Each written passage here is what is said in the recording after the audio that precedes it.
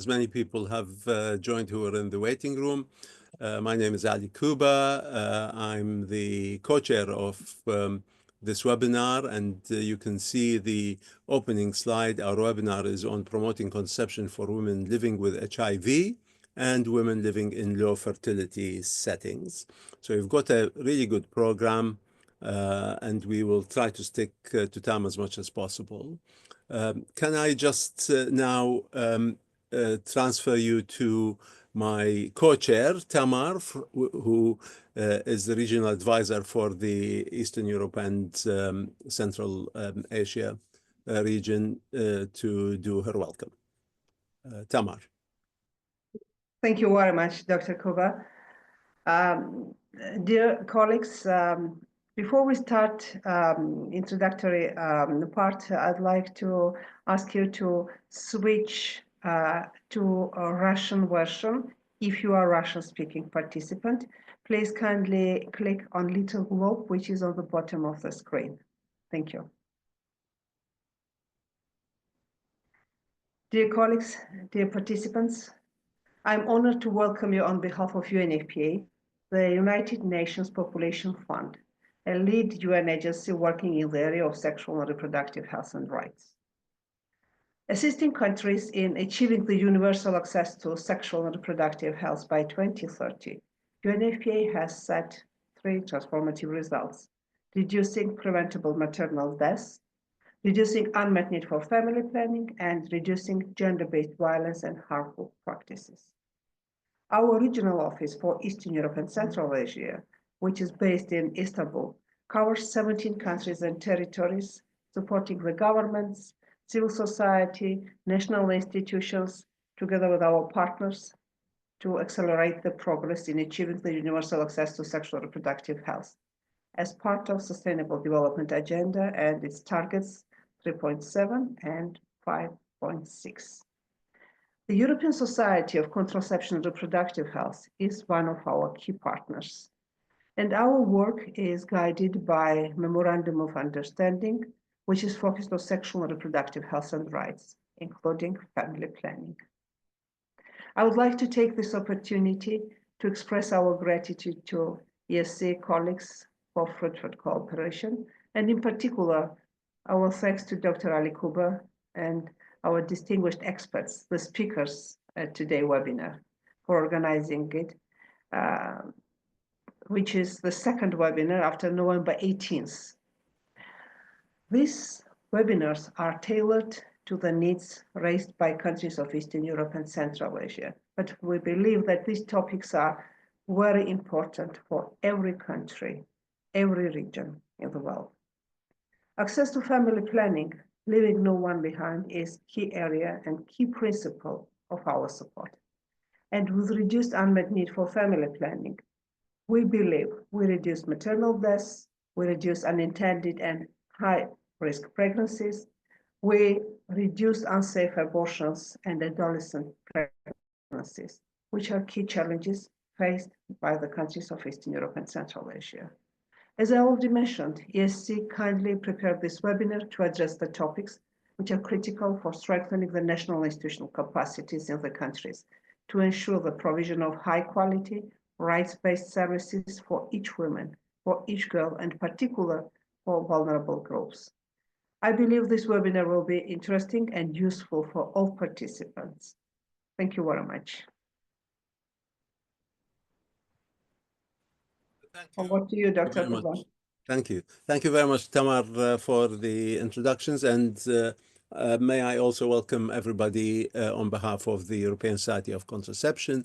Our collaboration with UNFPA is so important to us, and we come from a webinar a month ago, which was very, very successful. So we're hoping this one also be informative and successful. I'm going to show some introductory slides to get you acquainted with the ESC, but also with the proceedings in this webinar. So I've given you the title of the webinar. We will start with Professor Berna Dilbaz, who's going to talk about modern contraceptives in low fertility settings. And she will take questions at the end. There'll be 10 minutes for questions at the end of her presentation. Unfortunately, Chelsea Morroni is not well, so we wish her a very speedy recovery. So I am actually going to do her contribution, which is contraception and SRH in women living with HIV. And then we will have Nneka Nwokolo, who's an expert working in London, who is going to talk to us about menopause and HIV.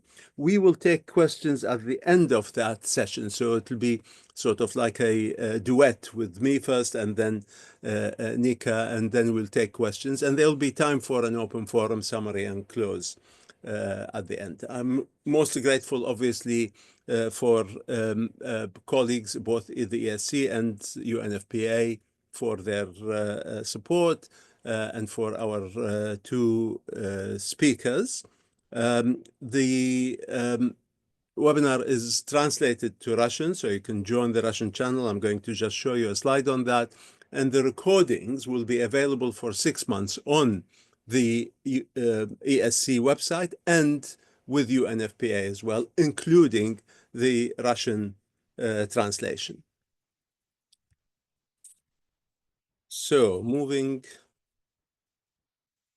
this seems to have stopped. Let's see. Yeah. Okay, moving to just introduce the ESC. Membership of the ESC is actually very good value for money. It's only 70 euros a year, which includes free participation in the webinars, in the journal, in the events of the ESC, and in Doc Matter, which I will introduce to you as well. You can actually save a tiny bit if you pay for 2 years membership, which is 130 euros, and you can see here how to apply. So the aims of the European Society of Contraception and Reproductive Health is, as a leading professional society, working collaboratively in Europe and beyond. So we work outside Europe as well, champion evidence-based education and research in SRH and SRH rights, including facilitating people informed decisions in choosing and using contraception. If you're going to ask questions, no, if you have questions and you are a member of the ESC, you can also use Doc Matters. It's a community, it's a benefit of ESC membership. You would have themes, you can ask questions, you can introduce comments, you can start a conversation. So again, get more information from info@escrh.eu.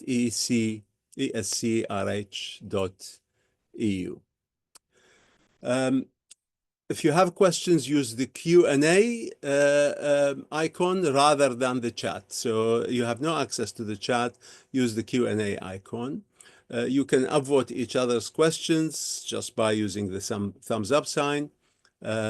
We will try to answer as many of the questions as possible, but if we don't have time to answer all the questions, we will answer them and add them to the recording. If you want the Russian translation, so click on the globe, which says interpretation, and choose the Russian channel. Obviously, when you click on the globe, you'll also have the English channel. And you can switch between one and the other. So without further ado, can I invite Professor Berna Dilbaz. I'm just going to tell you a tiny bit about her. Her CV is really extensive. So Berna is a professor of obstetrics and gynecology in the University of Ankara. She's a member of the European Society of Contraception, Scientific and Education Committee. She's president of the Contraception and Reproductive Health Society in Turkey, and she is an international trainer. We're having worked actually with UNFPA and with FIGO, among many others. And Berna is going to talk to us about modern contraceptives in low fertility countries. I had got something from the papers. The European Union birth rate has hit the lowest possible rate ever in 2023. And the fertility rate was actually 5.5% lower than 2022, which is the most significant drop from year to year. These are figures from Eurostat. And the feeling is that this maybe because couples are having concerns about political instability in a lot of the world, and also about climate change. So this is the background to situations where there are low fertility rates, but obviously conception is a human right, is the right of the woman, and Berna will address this very effectively. So I'm going to stop sharing and hand over to Professor Dilbaz. Thank you very much for this nice presentation, and I'd like to thank to UNFPA and European Society of Contraception for inviting me to this webinar. Now I'm going to talk about this low fertility settings and what's happening with them. So I'll just share my slides. It will take some time. So I'm going to talk about modern contraception in low fertility settings. When I was asked to talk about this topic, I had all these questions in my mind. How do we measure fertility? What does low fertility mean? Where are low fertility settings? Is modern contraceptive use high in these settings? Are we sure that there is no unmet need because there's low fertility? What are these modern contraceptive methods? Is there a need to promote modern contraceptives in these settings? And from the politicians and policy makers' point of view, they're asking this question: why should we work on contraception when the fertility is already low? So I'll just address all these questions. How do we measure fertility? We measure fertility with total fertility rate. Total fertility rate is the average number of live births per woman over a lifetime at a particular point of time. And there's age-specific fertility and also incremental measurements for each 5-year age group of women of reproductive age, which means age between 15 to 49 years. So as Ali just introduced this problem, the population replacement ratio is measured as 2.1, which means if all the women in a population deliver 2.1 babies, the next generation will maintain the same number of people in that society. So for that, it needs to be 2.1. But in Europe, starting with Europe, there are lots of countries far below this 2.1 population replacement rate. In Europe, especially 8 countries, Ukraine, Moldova, Italy, Poland, Spain, Bosnia, Herzegovina, and Belarus are at the top of this list that shows the lowest total fertility rate in the world. In North America and in Asia, some countries also have a low total fertility rate, below 2.1. In Africa, there's only 1 country with that rate.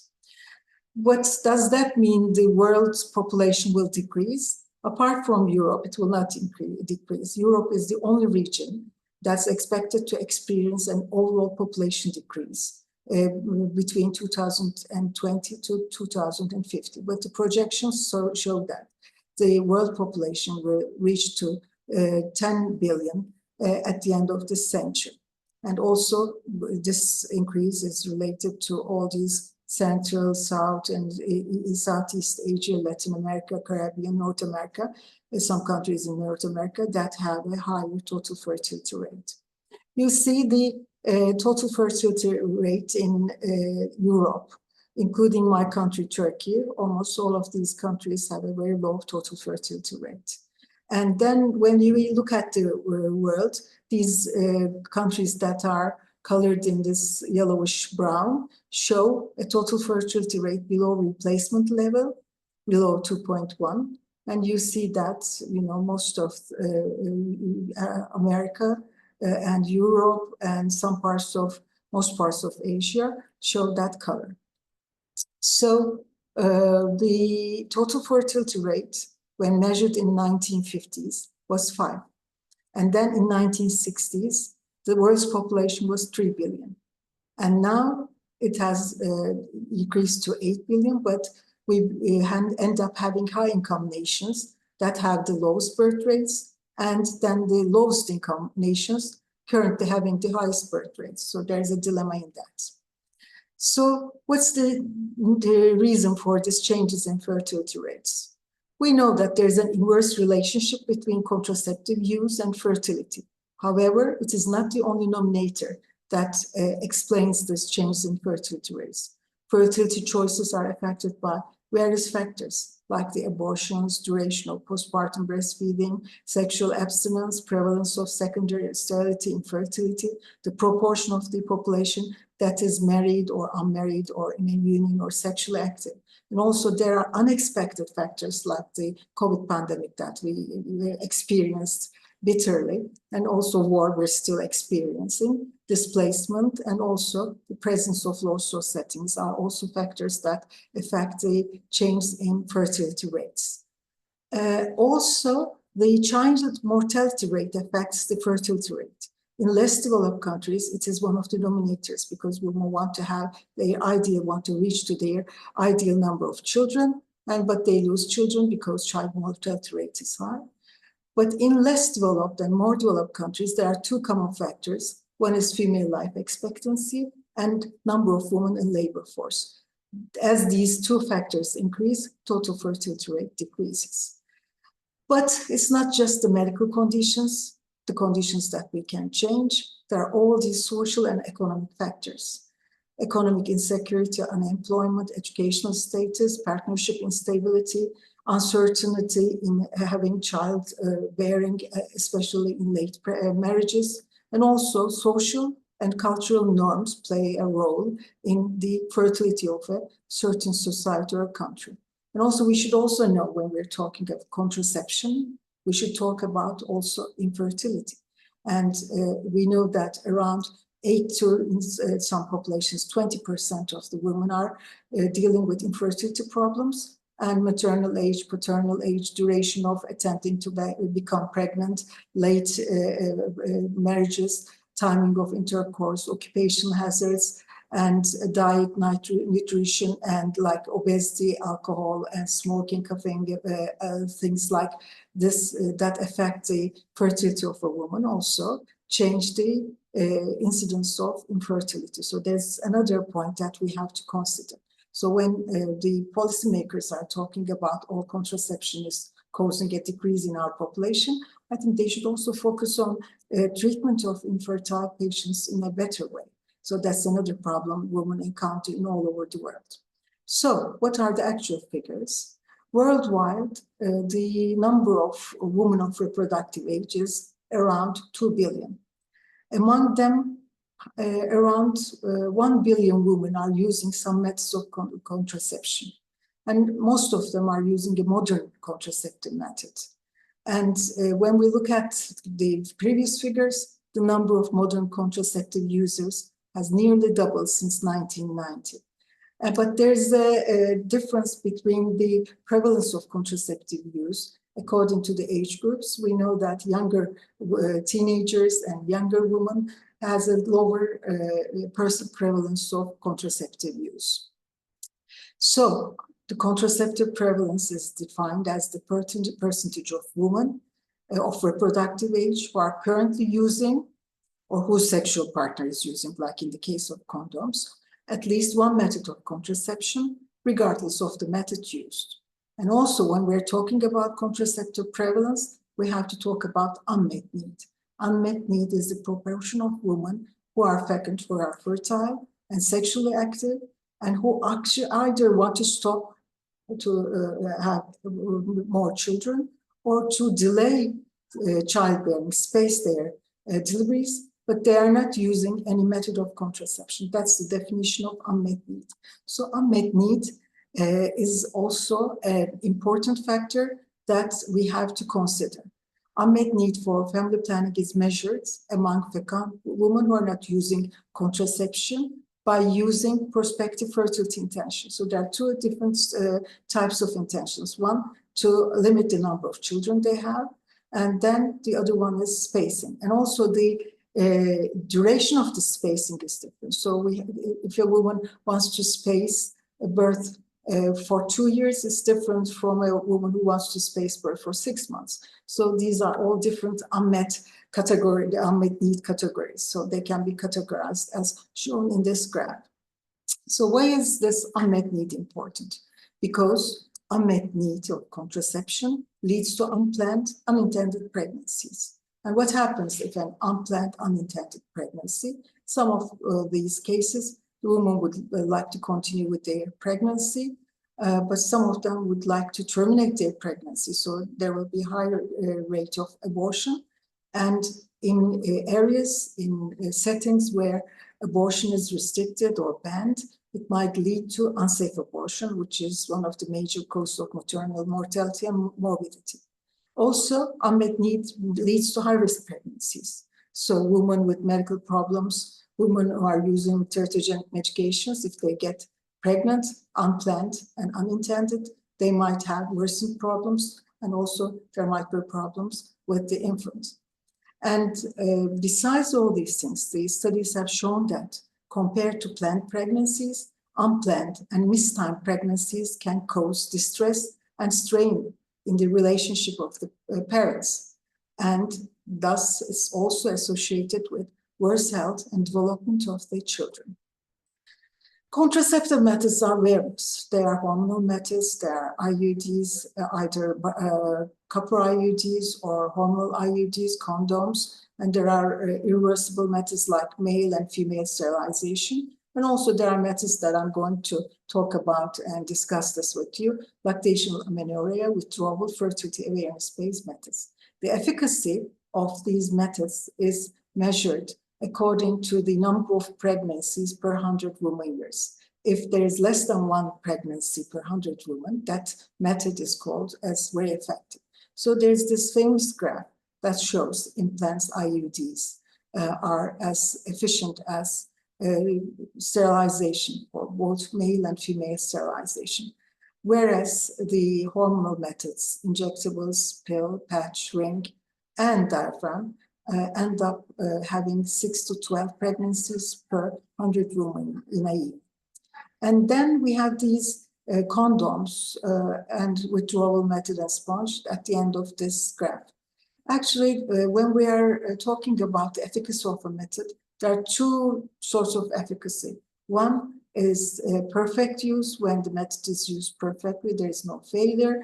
Then we talk about efficacy of that method during perfect use. But then there is this typical use, like, you know, a woman is using contraceptive pills, she might miss it, or she might have either problem in digestion of the pills, and she might vomit. And then that typical use, the efficacy during typical use in methods like pill or condoms are lower than the perfect use. Whereas it's very similar, the perfect use and typical use have the same efficacy in methods like implants and intrauterine devices.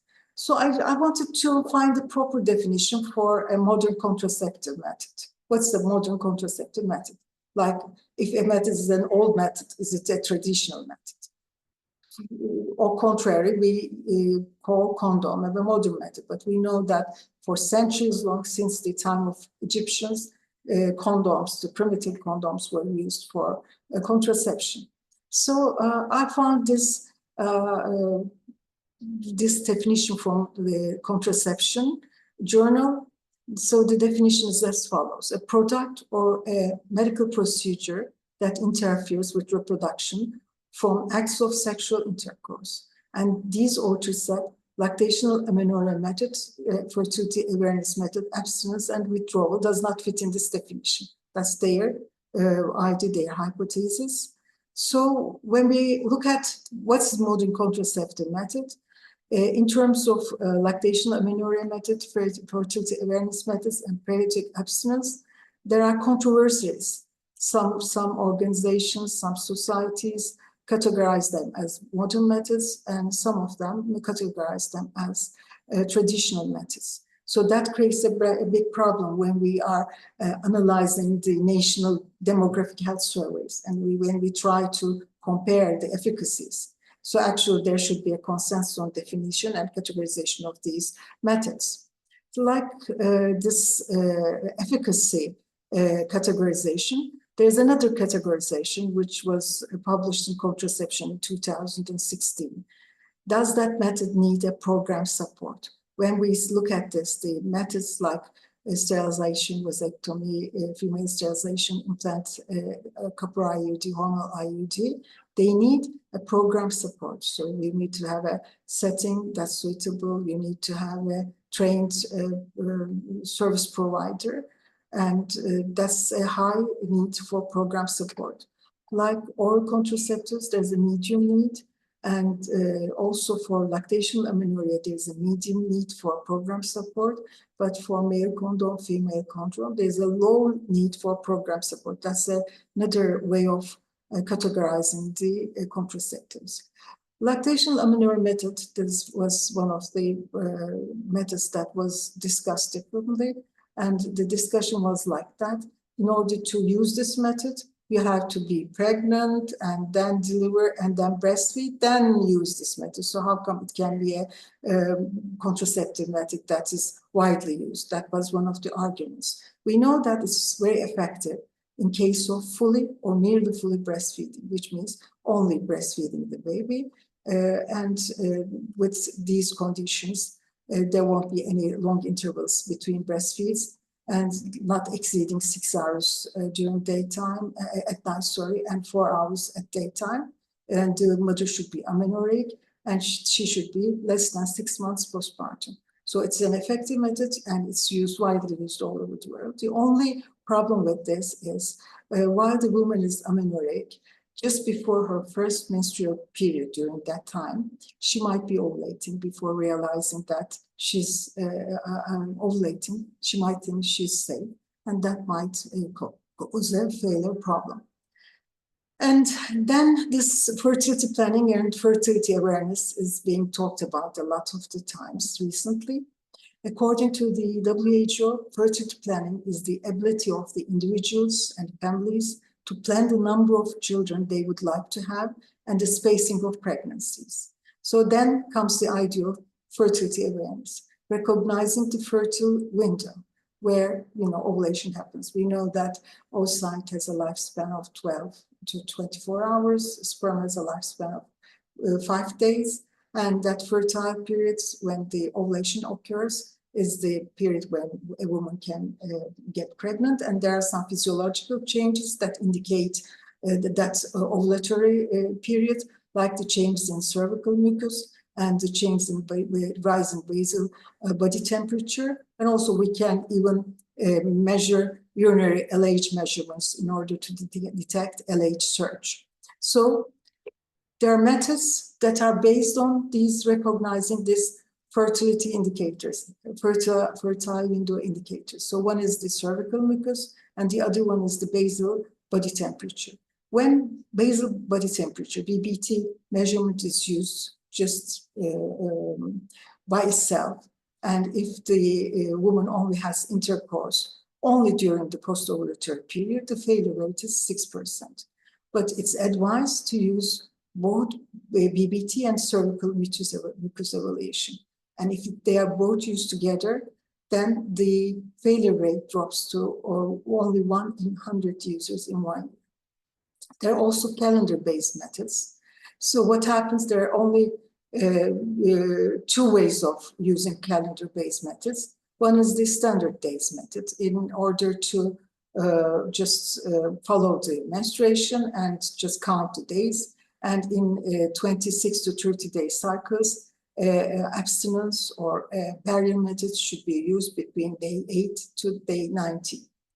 Or one should record 6 to 12 cycles and then calculate like shortest cycle length and subtract 20. It will be the first fertile day. And then subtract 10 from the longest cycle length and that will be the last fertile date. So this means she has to follow her cycles, she has to record them, and then she has to calculate them. So there's this dilemma whether we should consider it as a modern method, because it relies on the understanding and dedication of the woman who is using this method. So all these methods are on our books, but we also have these improved version of these fertility awareness methods. So there are now fertility tracking mobile applications. They are not just used for contraception prevention of pregnancy, but they're also used by the couples who are trying to get a pregnancy. So in these methods also, the BBT should be taken, the menstruation days should be recorded. There is one method which has a bracelet.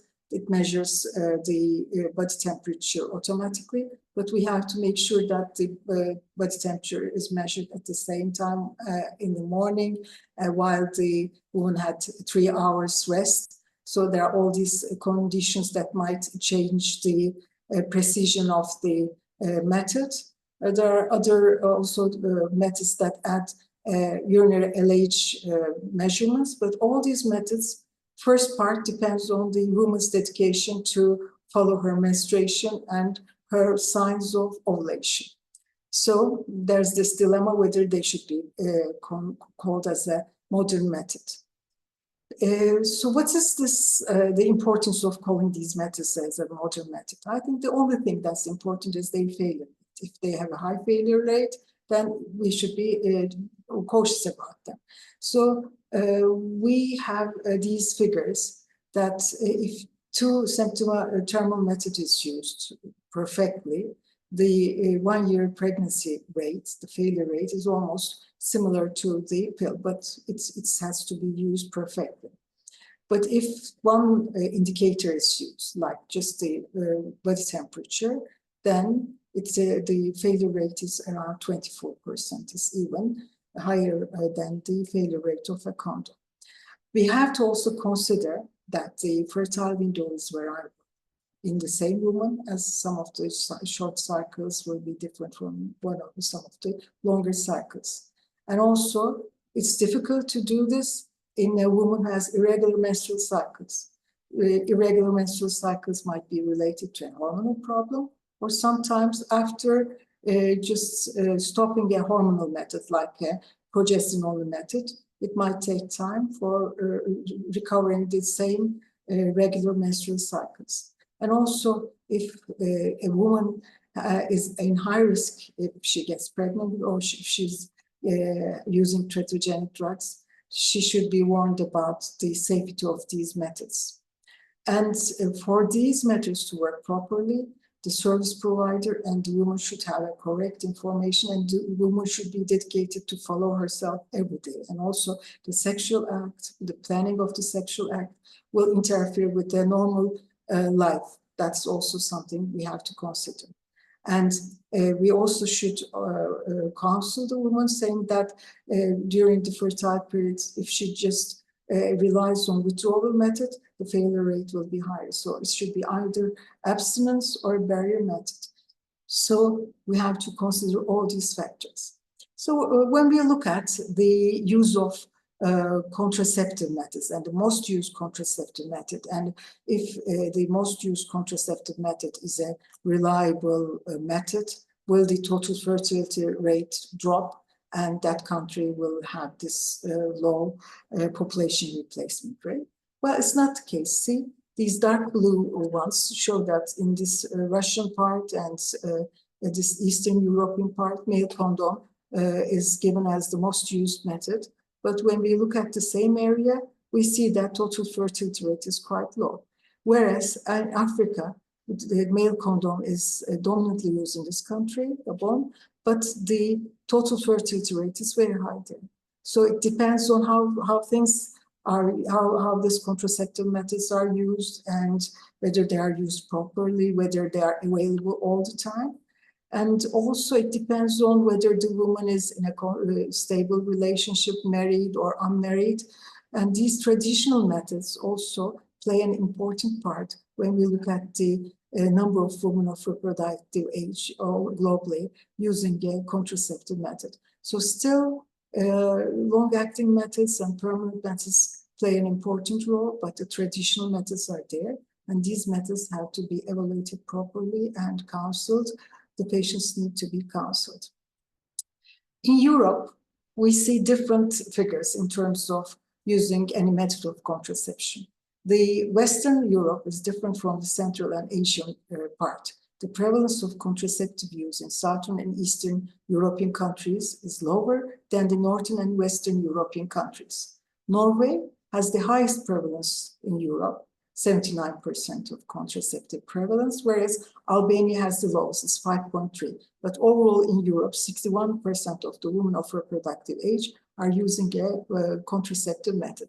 So is there a direct relationship between having the low total fertility rate and using a modern contraceptive use?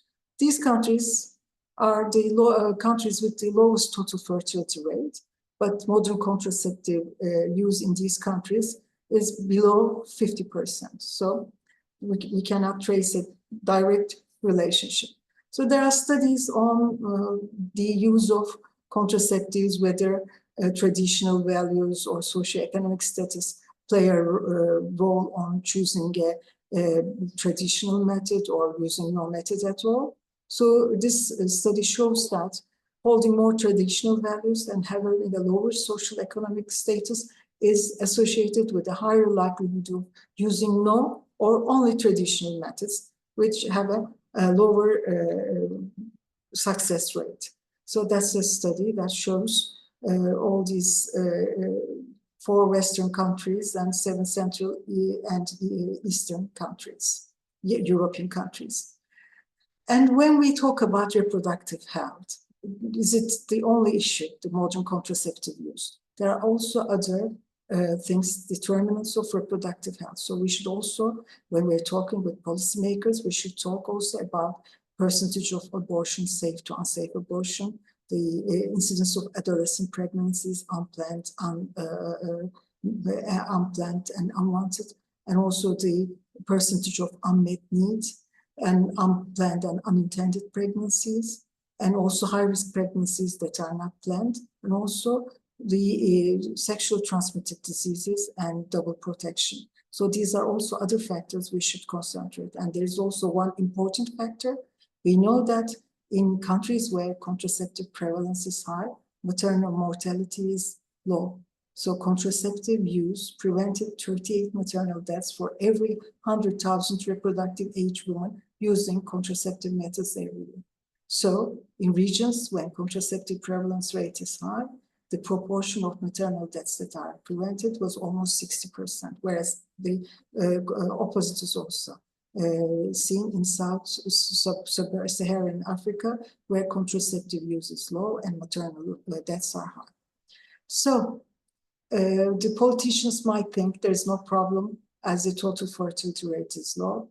We don't have to fund family planning. Then there's this study from United States of America.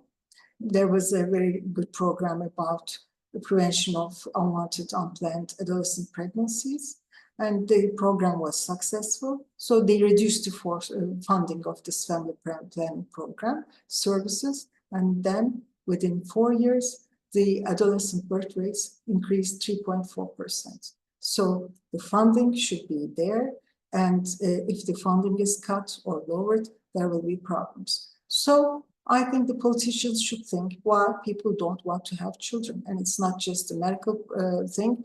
It has to be analyzed by the population, by other social workers. There's this study among adults aged 18 to 49 who don't want to have children. You know, from the study, you see that the percentage of people who don't want to have children is increasing. And when they're asked why they don't want to have children, they just don't want to. They want to focus on other things. They have concerns about state of the world.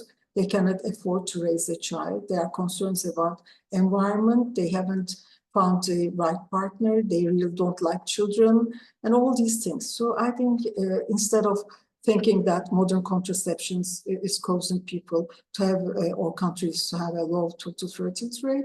I think these problems that people are talking about should be analyzed by the policymakers. And among adults under 50, they say without having children, they have more time with their hobbies, they save for the future, and they talk about all these positive sides of not having a child.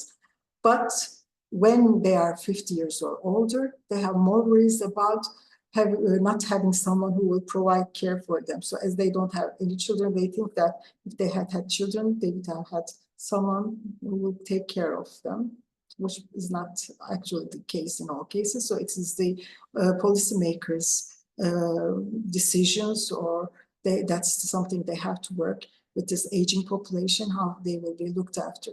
And there's another thing, who should decide not to have children? In some traditional societies, adults aged 55 and older, they think it's their duty to the society to have children.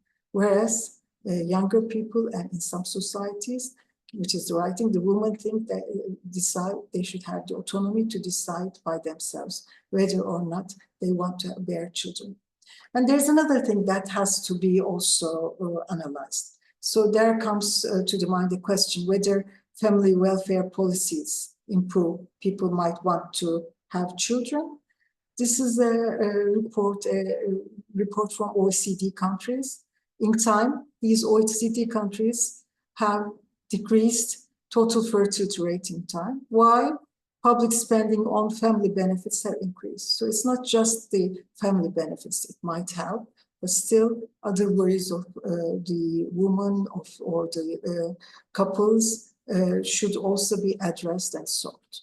So when we talk about Europe and unplanned pregnancies, we know that in Europe, the estimated incidence of unplanned pregnancies is between 10 to 40%, depending on the country. There is a discrepancy between the countries. And therefore, if there's this unmet need, access and use of modern contraceptives and family planning should receive continuous attention. Even these countries have low fertility rates. It's not something that should be disregarded. Still there's unmet need and there's still unplanned pregnancies. So there are some take-home messages. The WHO defines reproductive health as the state of complete physical, mental, and social well-being, not just absence of a disease. So we should concentrate on this physical, mental, and social well-being. And sexual and reproductive health, they are the reproductive rights recognized by WHO. So reproductive rights encompass the right to access reproductive health services that provide contraception, fertility treatment, service delivery in reproductive health issues. So individuals should access quality assured contraception and fertility treatments based on their goals. So when they're making a contraceptive choice, that country should also provide the right contraceptive, because we know the factors like duration of labeled use, initiation or discontinuation with or without a service provider, program support, surgical intervention, need for a surgical intervention, return of fertility, all these aspects should be covered when we're talking about a proper reproductive health service provision. So the last slide, for affordable and accessible contraception. That's the key of reproductive health. So we should think about reimbursement within the national health systems, at least reimbursement for special groups. We should talk about available, affordable contraceptive counseling, and also legal status, like a need for third-party consent, like adolescents, they need in some countries, their parents' consent. So it also depends on the availability of self-administered hormonal contraceptives over the counter, also availability of emergency contraception over the counter, and also we should also, with this wars and displacement, we should also think about how to overcome the language barrier for immigrants, refugees. These are pictures from my country, and I see that, as you would see, fertility has been a subject of interest all through human history. And fertility has been a sign of being a goddess of prosperity. I think we should, at this age, think about reproductive rights and reproductive health for women as a comprehensive way, just from fertility, infertility, spacing, limiting, and besides all the other aspects of reproductive health. Thank you. Thank you very much, Berna. Could you stop sharing? You stopped sharing your slides. Thank you very much for the this excellent presentation. We have run slightly over time, and I think one of the important messages I've got is the selection of the user, especially for fertility awareness methods. So the user needs to have regular cycles, also needs to be very diligent, doing tests and observing their markers, and they have to accept the couple periods of abstinence. We can talk a bit more about the advantages of modern contraceptives, perhaps in the final chat, but there are a couple of questions for you, Berna. So if I can just ask, this is from Dr. Aksan, and she thanks us for the presentation. The question is, could the widespread adoption of modern contraceptives in low fertility settings lead to long-term challenges for demographic sustainability? And if so, what kind of balancing policies could be proposed to address these challenges? So this is much more of a policy and a bit of a challenging question, but have a go at answering it. I think comprehensive reproductive health services is essential. So it covers modern contraceptives besides all other aspects of reproductive health. So when we are talking about contraception, we should also talk about infertility problems. You know, you see all these governments worried about the decreasing population, but not all of them are working on how to have accessible and affordable services for infertile patients. So I think there should be a balance. And also the policymakers should understand why people don't want to get pregnant. So if there are some social welfares that can be done, they should work on it. And also the instability of some of the countries like wars and immigration, these things will affect the people's choice of contraception. So the key should be modern contraceptive adoption to in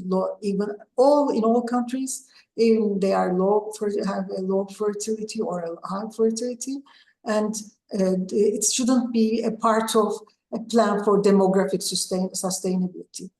So we should also work on, and there are some societies like IFFS was working on treatment of infertility being available for everyone. So I think there are other aspects like, you know, motivation and making infertility treatment easier for all the couples. Also, just addressing the worries of young generation about this environment problem. So it's just a big problem, but from our medical point of view, our reproductive health point of view, it's a human right, and it should be adopted. The modern contraceptive should be adopted in all settings, and it should be just not modern contraceptives, but the whole package of reproductive health parameters, including menopause and cancer prevention, like cervical cancer prevention, HPV vaccination, and all should be within a package. Yeah. Thanks very much, Berna. I think one of the important things about sustainable sort of societies and sustainable situations is that people have to be healthy and free of poverty to be able to contribute to society, to be able to have the autonomy of choosing when they have children. And one of the points I wanted to make is that if you look at modern contraceptives, I mean, the second question is about oral contraception. If you look at hormonal contraception, the benefits of hormonal contraception to the health of the woman. It preserves fertility, it reduces menstrual disturbances, it has a number of other preventative non-contraceptive benefits, such as reduction in ovarian and endometrial cancer and so on and so forth. if you put that together, then that will essentially give us a healthier population who are able to support the older generation, support issues around climate. So I think that is important. The second question, Berna, I think you've actually answered in your slides. This is from Dr. Jeba, and asks about the percentage of unmarried and married adolescents in Asia who are using contraceptive pill or other methods. And I think you did show two slides. You showed the general sort of the mixture of usage of methods worldwide. And you also looked at specific, the world map that you showed us. Is there anything, I mean, I think we've answered that question, but is there anything you want to add to those slides? Married or unmarried adolescents have, as I said before, lower use of modern contraceptives. And unmarried adolescents, in some settings, they should have a parental consent in order to get a contraceptive method in some countries. So it depends on which country we're talking about. So that also decreases the use of contraceptive methods because it needs a parental consent. And just for the previous question, I have to add one more point.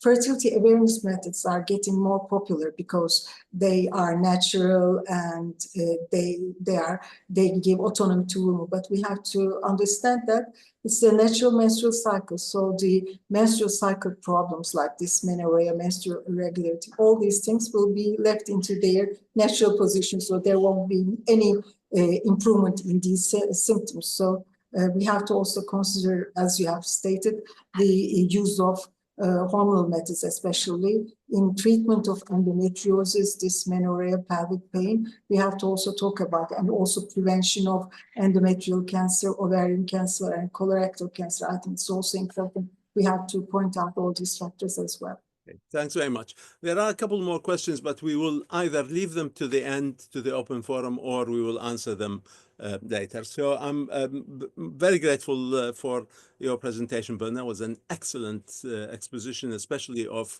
the non-hormonal methods. So I'm going to take over now, and I'm going to share my slides, I think. There we go. As I said earlier, Chelsea Morroni is not well, so I have prepared these slides actually last night with support from a number of people, especially Sharon Cameron from the ESC executive. And I'm going to talk about contraception and SRH in women living with HIV. And I'll be followed by Nneka, who's going to talk about menopause in relation to women living with HIV. So this is my name. You have my email. I work in London. So St. Thomas Hospital, which is where I work, is just opposite Big Ben. This is my declaration of interest, and there is no conflict of interest in relation to this talk. The overview of my presentation, I'm going to talk about the situation with HIV now, because a lot of us, I think, still have this old sort of idea about where people living with HIV are. It's now a chronic disease where people would live a normal lifespan. I'm going to talk about contraception and especially drug interactions because again, I think there are a lot of anxieties about that, though modern antiretrovirals have changed the picture. And I'm going to show a couple of slides at the end about IUDs and HIV, because I think actually whether you use hormonal or copper IUDs, they are, to me, probably the ideal contraceptive if a woman chooses it for women living with HIV. So looking at where we are, HIV is now a chronic, long-term, manageable condition, and most people living with HIV can expect to live into old age. People living with HIV take antiretroviral therapy, ART, to maintain viral suppression. through the reproductive years and beyond. And it is very important to make sure that, when you see a patient living with HIV, you check on compliance. Providing safe and effective contraception is in line with a person's contraceptive preferences, and it's important to support them to live a fulfilling sexual and reproductive life. And the message here, which will be also at the end, is that most contraceptives, nearly all contraceptives, as a matter of fact, will be appropriate for the modern HIV woman living with HIV. HIV-negative people of reproductive age may be prescribed antiretroviral drugs as part of their pre-exposure prophylaxis or post-exposure prophylaxis, and we will have a slide to look at interaction in relation to that. The principles of treatment is you start treatment as soon as possible after the diagnosis. The treatment is to prevent serious illness due to HIV. Most people on effective ART will have a lifespan similar to what is in the general population. A person on suppressive ART with undetectable viral load cannot pass HIV to the sexual partners. So we no longer say to a couple who are discordant or otherwise who have HIV that you might transmit your HIV to your partner, and therefore you need to use condoms. Obviously, condoms will protect against other sexually transmitted infections, and they may be appropriate in that case. Effective ART also allows women with HIV to give birth naturally with virtually no risk of HIV passing on to the newborn baby. And this is the sort of much more positive environment which ART has, in a way, provided us with in relation to women living with HIV. These are the classes of antiretrovirals. I'm not going to go in any depth about them. This will be in the recording of this presentation, and in a way you can look at each, Google them, look at the drug interaction checker, and look at your patients. Most of the following slides are from the Faculty of Sexual and Reproductive Health guidelines, which are free. You don't need to be a member of the faculty. So you go to fsrh.org and you can get access to any of the guidance. So there are two important ones, which is drug interaction with hormonal conception and the specific drug interaction between ART therapies and contraception. So let us look at what happens. What are the interactions? So the hormonal contraceptives are technically, as they go through the liver, the CYP450 enzyme system deals with them, and therefore any induction of the CYP, anything that makes these enzymes more effective, more sort of likely to burn off contraceptive hormones, increases clearance and decreases the bioavailability of both estrogen and progestogen, and therefore may reduce contraceptive efficacy, and we need to make this very clear to the user.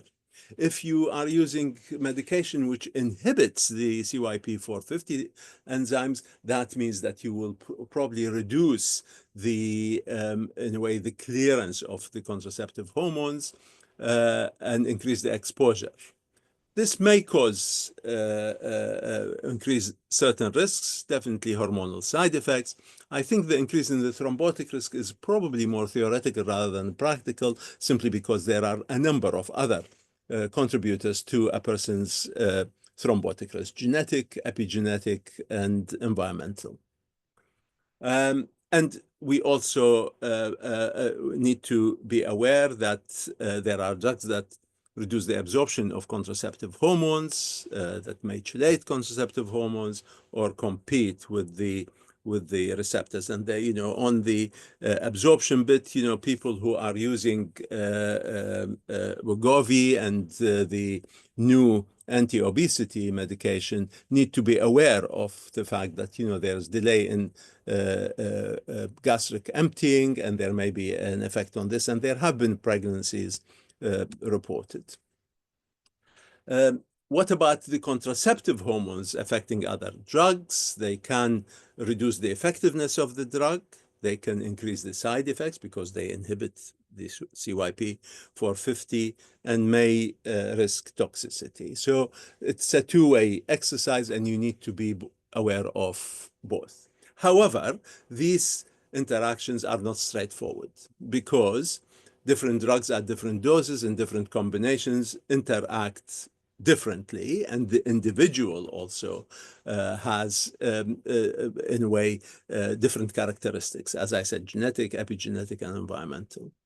We don't have direct studies with every drug we're talking about and every contraceptive method that tells us how likely it is that someone would fall pregnant, for instance, as a result of interaction. So we extrapolate evidence, and we will say there is a potential interaction, but if there is uncertainty, we essentially err on the side of caution. So the advice, for instance, to use backup contraception or to change the method is based on taking no chances. And I think that is very important to express to a prospective user or a current user of a hormonal method. How do you identify a potential interaction? Well, it is not rocket science. You take a comprehensive drug history. What drugs are you on? What contraceptive are you on? How are you taking them? How long are you going to stay on them? And so on and so forth. And you use the interaction checker. So in the UK, the British National Formulary has one, and Liverpool University, which has the drug interaction link here, which I will show you also in a minute. So the important thing is to have a resource. Obviously, the faculty guidance, which I've just flashed a slide about, also would have information. This is the University of Liverpool interaction checker, specifically related to HIV drug interactions. And I've just put the link again in this slide. So what are the risks to a change in the bioavailability of both ethinyl estradiol, the estrogen in most contraceptive pills, or the progestins? A low ethinyl estradiol concentration may cause irregular bleeding and therefore decreases the method acceptability, because estrogen was added to progestogen in the combined pill preparation really to stabilize the endometrium and reduce what we normally already know, which is that if you use progesterone-only methods, you can get more disruption in the cycle. If you are using a drug that elevates the ethinyl estradiol concentration, that may increase risks and side effects. And though we talk about the risk of thrombosis, I just want to make it clear that in my assessment, that is a pretty small risk. If you reduce the progestogen concentration, you can affect the effectiveness of contraception, because the progestogen component of the combined pill, or of a progesterone-only method, obviously, technically provides the contraception by inhibiting ovarian function. If you elevate the progestogen concentration, increase the bioavailability, that can cause side effects. So it can cause edema, nausea, or if you're using an androgenic progestogen, can cause acne. There's the question which has been there since HIV came into the scene, which is impact of contraceptives on progression of HIV infection. And the answer is be reassured, reassure your patients. So drug-drug interaction, lower concentrations of some antiretrovirals happen with hormonal contraception, but there is no evidence of a reduction in the efficacy of ART by these methods. Additional suppression of the immune system by contraception is more theoretical. There are no major changes in CD4 counts and viral load in HIV RNA levels, which are clinically significant. And that applies to all the methods, to combined hormonal contraceptives, injectables, implants, and the IUDs, which is obvious. If we identify an interaction, what do we do? Well, you revert again to the magic long-acting reversible contraceptives. Advise the use of either a copper or a hormonal IUD, or use intramuscular or subcutaneous Depo-Provera. This will be the first line.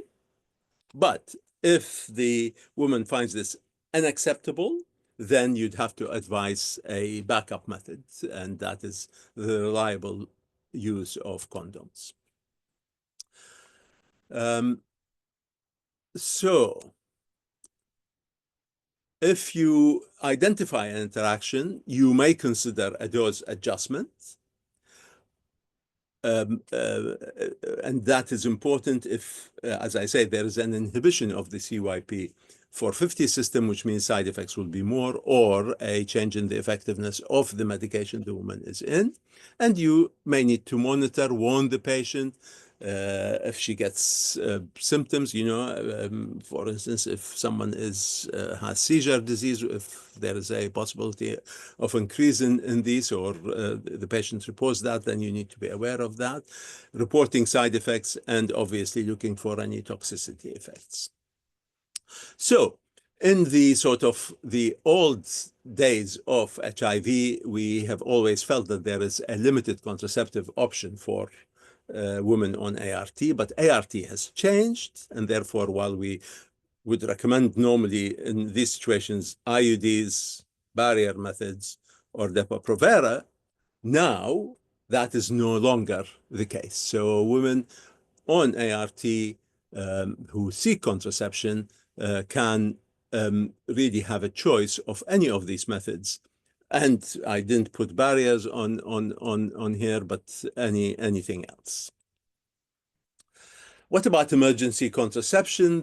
I'm going to be brief. So the main interaction, in a way, the studied interaction applies to the levonorgestrel emergency contraceptive. And in these cases, we tend to double the dose. Doubling the dose compensates for the induction of the liver enzymes. If you look even at things like rifampicin, it actually also helps with that. Obviously, this is the important one, the first line. Again, the first line emergency contraceptive is a copper IUD. Most effective, good value for money, maintains contraception for the rest of the cycle, and would work for years if the woman keeps it as a very effective contraceptive method. As far as ulipristal acetate emergency conception, we don't have any studies to inform a decision, and the faculty in the UK does not recommend doubling the dose of UPA. And therefore, if you're using a non-IUD hormonal emergency contraceptive, you'll use levonorgestrel, and you double the dose. What about PrEP? The answer very quickly is that there is no evidence to suggest any method of hormonal contraception reduces the effectiveness of PrEP because of the fact that tenofovir or disoproxil are the main drugs that are used in pre-exposure prophylaxis, and they do not cause a change in the cytochrome P450 induction. Just wanted to show you a couple of slides about IUD and safety among women with HIV. So again, the take-home message is IUDs and hormonal IUDs are very safe in women living with HIV. People will say, well, it might increase pelvic infection. Well, the immune situation of the woman, if she has very low or undetectable viral load, is as normal as my and your immune environment. And therefore, there is no statistically significant difference in the infection-related complications, no change really in symptomatic PID, and with anxiety about pelvic infection, you may need to screen the woman. Now, you may need to screen her before or at the time of the insertion. And you may need to consider whether you screen and treat, or even if you don't have the facilities for screening, whether you treat her syndromically. Are women using IUD, especially young women, at risk of increased risk of adverse events? Well, the expulsion rate may be slightly higher, but pelvic inflammatory disease shows no significant increase in the risk. The symptomatic PID risk is not dependent really on the IUD, is dependent on the risk of someone being exposed to a sexually transmitted infection, and the same would apply to infertility risks. And I think if you are thinking about IUDs, rather than worry yourself about, screening and doing this and doing that, you can, as a matter of fact, resort to what we feel something that should be used much more often, which is immediate postpartum intrauterine contraception at the time of a cesarean section or within 48 hours of vaginal delivery. And the interest and access to this method is increasing definitely in many of the European countries and in the US. It's safe, it's convenient, it's acceptable, it's cost-effective, and has high continuation rates. That's the very important point, that as a matter of fact, if you compare an immediately inserted IUD or IUS, hormonal or copper, it has a higher continuation rate than short-acting methods. Follow-up is required in these situations. As you know, follow-up is not required when you're fitting an interval IUD, but here you want also to warn women about non-visible threads, long threads, and you want to see them perhaps to exclude partial expulsion. So, and what about emergency or on the spot or quick starting IUD insertion? It's no different from interval fitting, screening depending on the history. And as I was saying, you can screen or screen and treat or just treat. The take-home messages, we now have many safe and effective contraceptive options available to people living with HIV who are on ART, using the faculty guidelines or the various things I've given you about drug-drug interaction will support you in identifying an interaction, give the right information. There are guidelines on what we do, and there are also quick reference tables. So I think we now have a vast range of contraceptive options to really offer women who are living with HIV the same way that we offer it to the general population. I'm going to stop here, and we will move to the second half of this presentation, which is the presentation on menopause, and then we'll take questions at the end. The following presentation has been recorded because Nneka is, I think, working at the moment, but she will join us for the Q&A, and hopefully she's the expert. She'll be able to answer all your questions. So let's play the recording.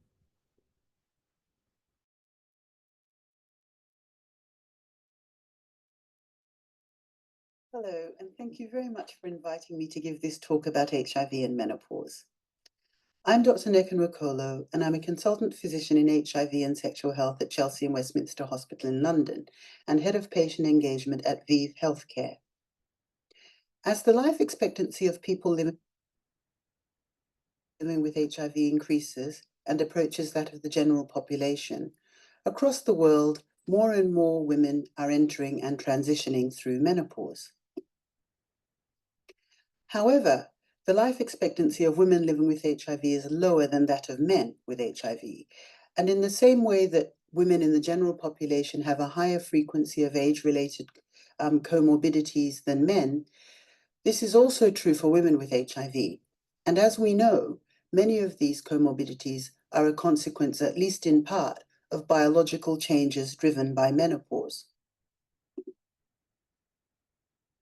So what do we know about the experiences of women living with HIV as they enter the menopause transition? Studies show that many are unprepared for menopause and feel unable to discuss it for cultural or other reasons. And women who are immigrants to a new country are often separated from family and friends, and therefore don't have the networks that they would have had in their home country. Importantly, because HIV in women is often diagnosed late, the similarities between the symptoms of untreated HIV and menopause, for example, night sweats, general malaise, and aches and pains, may cause women to worry that their HIV is no longer controlled, even if they've been virally suppressed for many years. And because many general practitioners don't feel confident to manage women with HIV, and HIV physicians don't know about menopause, a woman may spend many months or even years going back and forth between her GP and her HIV specialist before someone realizes that her symptoms could be due to menopause. What effect does HIV have on women's experience of menopause? There are very few studies of menopause in women with HIV, and most of these come from the United States. However, a body of evidence is starting to develop from many countries around the world, so hopefully it won't be too long before we start to have a clearer picture. What does appear to be the case is that women with HIV experience menopause earlier and have more severe symptoms than women without HIV, although several factors associated with earlier menopause may coexist in women with HIV and therefore complicate the picture. Despite this, the use of menopausal hormone therapy is lower in this group of women than in the general population. Women who experience severe menopausal symptoms have been shown to be less adherent to antiretroviral therapy and more likely to disengage from care. And I'm sure that many of you will know how important good adherence is to maintaining health, but also to preventing onward transmission of HIV, since a person with an undetectable viral load has zero risk of transmission to their sexual partners. Although the burden of generalized somatic symptoms is high in women with HIV, a study from Spain showed higher rates of psychological and urogenital symptoms in postmenopausal women compared to perimenopausal women. The prevalence of many long-term comorbidities is increased in people with HIV, even when they're virally suppressed. And the risk of these increases as they get older, as is the case for the general population. Many of these conditions become much more important as women transition through menopause. In particular, studies show that menopause may further increase the burden of comorbidities in women with HIV, especially cardiovascular disease and osteoporosis risk, as well as the risk of frailty. With regard to cardiovascular risk, people with HIV are twice as likely to develop cardiovascular disease as people in the general population. And women with HIV have a higher risk compared to women without HIV, as well as compared to men. The causes of this are multifactorial, including traditional risk factors such as smoking, hypertension, and obesity, for example, but also related to increased immune activation, which is higher in women than men generally, as well as hormonal changes and chronic stress, for example, that associated with HIV stigma, which is incredibly common and has been shown to have a negative impact on health outcomes.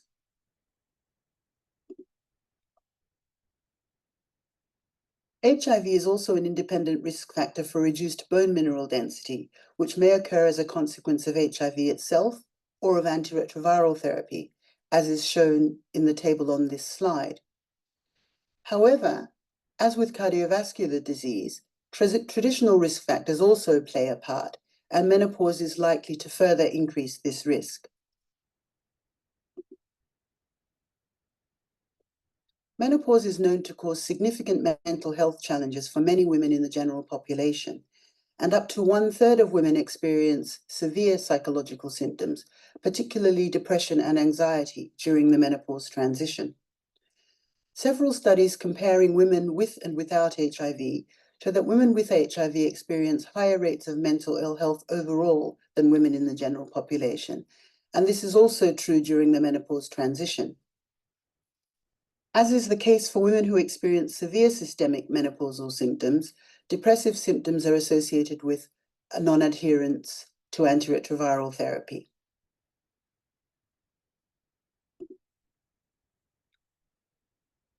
We know that sexual dysfunction is common in women going through the menopause transition, but women with HIV experience higher rates of poor sexual function compared to women in the general population.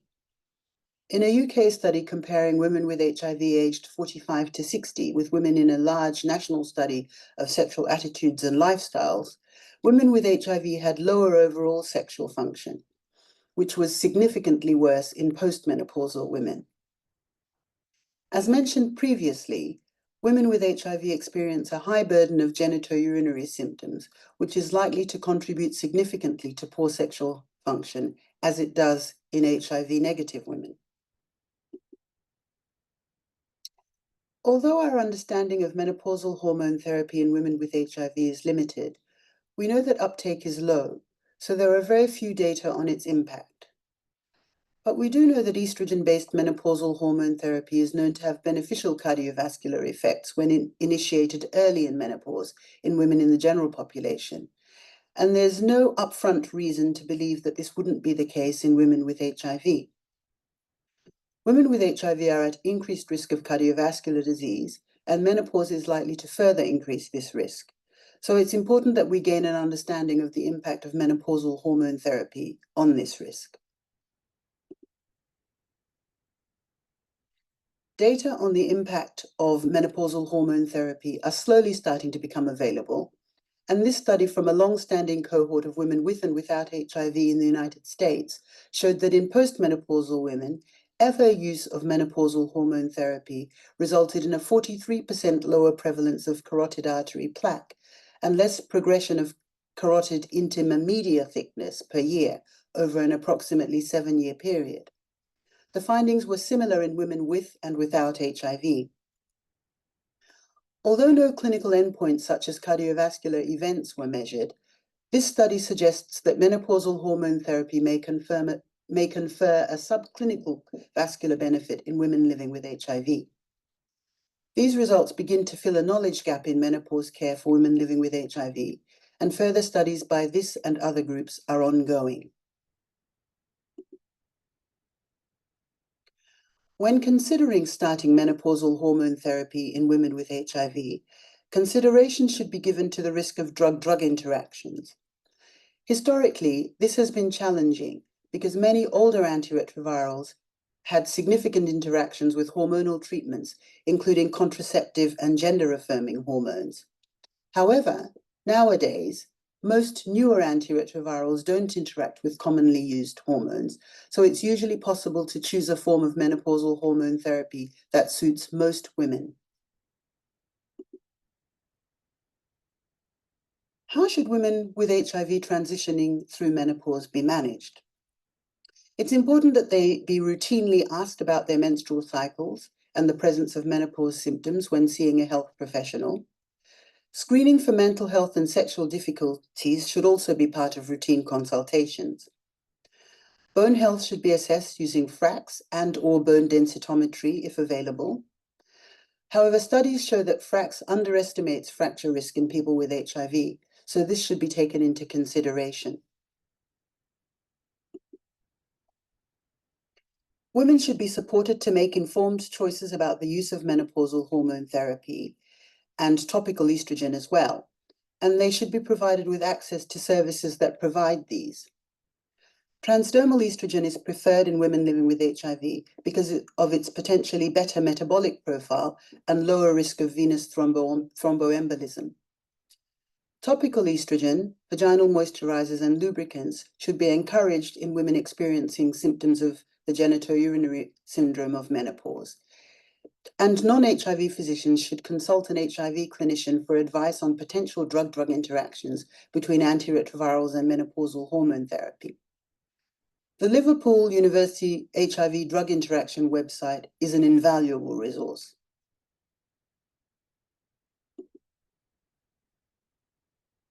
Because of the increased risk of reduced adherence and loss to follow-up, it's crucial that menopausal symptoms are properly controlled and strategies to retain women in care are proactively identified and implemented. There are inadequate data on the safety and effectiveness of non-pharmaceutical preparations such as herbal treatments and phytoestrogens in women with HIV, so their use cannot be recommended. In particular, St. John's wort should be avoided because of potential interactions with antiretrovirals. Women should be advised about prioritizing diet, exercise, and mental well-being, as well as smoking cessation and reducing alcohol in order to optimize their overall health. Women should also be encouraged to seek help and to feel confident to discuss menopause and to find other women to support and to be supported by. Peer support has been shown to be of great benefit for self-efficacy and resilience in menopausal women living with HIV. However, many unanswered questions remain. For example, are the benefits of menopausal hormone therapy the same in women with HIV as for women without HIV? How do cardiovascular disease outcomes in menopausal women living with HIV compare to menopausal HIV-negative women? How do HIV and menopause-related cardiovascular risks actually interact? Are there any risks of menopausal hormone therapy in women who are living with HIV? And what are they, if so? How do we know whether women on enzyme inducers are getting enough progesterone to protect the endometrial lining? What drug-drug interactions between menopausal hormone therapy and antiretrovirals should we actually be concerned about? And so, although I've left you with many unanswered questions, I hope that you've found this talk useful, and I'd be very happy to answer any questions in the Q&A that follows or by email. And you can find my email address on this slide. Thank you very much for your attention. Thank you. Thank you so much, Nneka. Are you with us? Yes, you are. So very, very glad to see you. As a matter of fact, I was just looking at the attendees, and there are so many of my friends attending. So I thought, taking chairman's privilege, so I can see that Zephanie van der Spey from South Africa is with us. So hi, Zephanie. Leslie Bacon, my old friend. We have Peter Greenhouse, who's a STI guru. Gunta from WHO, the ex-WHO Europe. Katarina from Belgrade. Maria Farana, and Dr. Nasri from the Faculty of Sexual Reproductive Health. So I feel among friends, but we will now take questions, if I may. And I'm going to start with, well, actually, let's go with questions on this session. So there's a question here from Dr. Eritron. Should the contraceptive dose be increased when using emergency conception in HIV women receiving ART? I think I answered this in my presentation, which is we have information about levonorgestrel. We don't have information about ulipristal acetate. So if you're using a hormonal method, you should always recommend an IUD, a copper IUD. But if using a hormonal method, then traditionally evidence is, without evidence supporting, we double the dose. But the evidence suggests that doubling the dose just does cancel the induction. Is that correct, Nneka? Because you're the expert. Yes. Yeah, okay. no, you're right. But I think the other thing just to point out is what you said already, that there are so many antiretrovirals that don't interact at all. And a principle that I follow actually is that if a woman wants to use hormones of any kind, whether they're contraceptive or menopause hormones or gender-affirming hormones, if it's possible to switch their antiretroviral therapy to a non-interacting regimen, that should be the preference. Yeah. That's absolutely something that I have actually missed. I actually now also remember, I'm sorry, I'm sort of running a few things. So I did not introduce Nneka. So she is an honorary consultant in HIV and sexual health in London at the Chelsea and Westminster Hospital, a great hospital in the center of London, good restaurants around it, so that is good. And she's been running a menopause clinic for HIV women living with HIV since 2015. She's also the head of global patient affairs at VIV, which is a HIV pharmaceutical company. And I think, our interaction with the pharmaceutical companies is so essential in my view. So I'm pleased that, Nneka, you're doing this good work. I'm going to move to the next question. What method of contraception, this is a question, this is from an anonymous attendee. What method of contraception is recommended for women with hyperpolymenorrhea? So this is frequent and heavy bleeding who are taking ART. Do you want to answer that, Nneka? Well, I'm sure that you'll do a better job, but what I would say is that the HIV should not form necessarily part of the discussion. I think that however you would manage a woman who was not living with HIV should apply. But if she is on antiretroviral therapy that might interact with the potential treatment that you might give her for this, that you should take into account whether there might be a need to switch her treatment. But Yeah. Ali, I'm sure that you will do better to answer. Well, I mean, I'm prejudiced, so I think using a hormonal IUD is absolutely ideal. And I think a hormonal IUD is probably the optimal method for a lot of people, but I think in situations where in women living with HIV, it has advantages. So I would definitely recommend that. We And have in this case, you wouldn't need to adjust Exactly. anything. So if she's on an enzyme inducer, if she's on an enzyme inhibitor, Exactly. she can stay on whatever she's on because there'll be no problem with the. And I think, if you get amenorrhea, I mean, for people who are listening to this and think that amenorrhea is really bad news, the majority of women actually are keen on amenorrhea, and those who are not keen will accept it with counseling. When I've got a whole lecture on, is amenorrhea a natural thing? Is it against nature? So I won't go into that. But I think from that point of view, it also has a number of non-contraceptive benefits. And of course, it reduces the risk of endometrial cancer, and there's evidence about other cancers as well. There is a question here which says, at what age should cancer screening be stopped in HIV patients? Should cervical cancer screening continue throughout life? What do you say? It's a very good question, and it's a question that a lot of us are thinking about. So the answer is that we don't have any data to say exactly when screening should stop. The guidelines in the UK are that screening should stop at the age that screening stops in women who are not living with HIV, just because the majority of women in the UK have an undetectable viral load, have normally functioning immune systems. There are some guidelines that say that it should continue, but there is really no consensus. There doesn't seem to be any evidence that stopping at the recommended age for the general population is of detriment to women living with HIV. The issue is related to HPV primarily, in the same way that it is for women who are not living with HIV.